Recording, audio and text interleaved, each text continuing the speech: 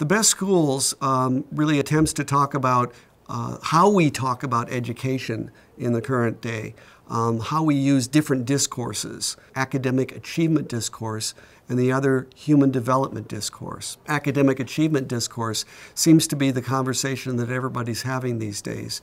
It's about closing the achievement gap, it's about boosting test scores, it's about providing accountability in the schools and creating benchmarks. There's a lot of emphasis on standardized testing, but there's a neglected discourse that we also need to speak, and that's human development discourse. Instead of how are their test scores, we should be asking, how do they learn best? What kind of environment suits them the best? How are they developing socially and emotionally and creatively and morally and physically and cognitively? We're really stressing out our kids, I'm afraid.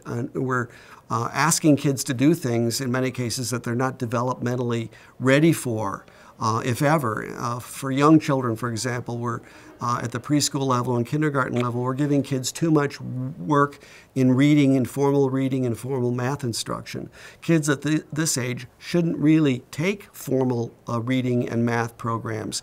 Instead, they should be playing. They should be getting involved in the sensory motor world of acting out their imaginations, playing with blocks, finger painting, playing outside in the sand, just playing out their dreams and their potentials. This is actually a better way of providing a foundation for kids than actually giving them these high intensity reading and math programs. And in fact, we could be creating what David Elkind called a hurried child syndrome by pressing kids to do things that they're not developmentally ready for. IQ is too limited a concept, and that we need to look at other intelligences like the intelligence of music and nature and social interaction and physical expression and many other areas in which people can show their capabilities.